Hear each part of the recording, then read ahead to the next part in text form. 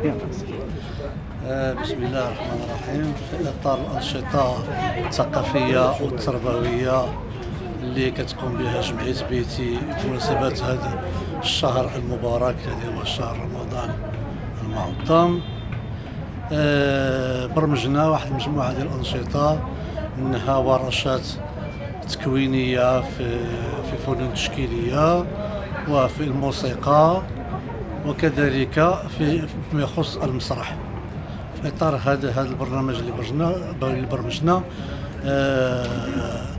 قررنا ان شاء الله نقدموا عرضين مسرحيين.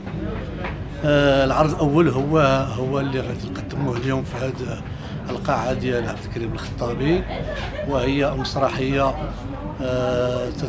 تهم اطفال الشوارع واطفال المتخلى عنهم. في هذا الموضوع اللي كترمي ان هذه المسرحيه ان شاء الله غادي تقدمها فرقه الفنانين الموهوبين برئاسه الفنان عبد العتيق الكناني، اللي هي كتعاون معنا يعني منذ مده.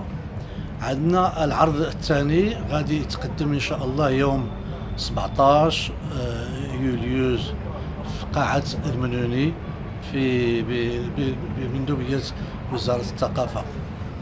والمسرحية هي مسرحية مغايرة ولكن كترمي إلى نفس الأهداف. هذا بالنسبة للعمل المسرحي.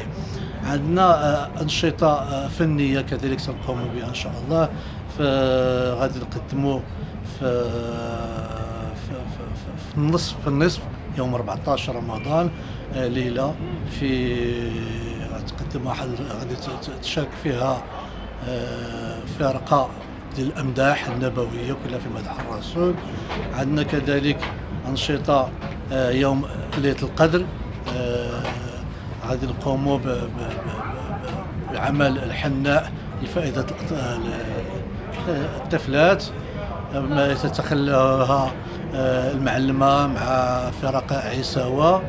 ثم حاولنا نقوم من حين لآخر بفطور جماعي في مقر جمعية بيتي مع الأطفال ديال بيتي وبعض العائلات.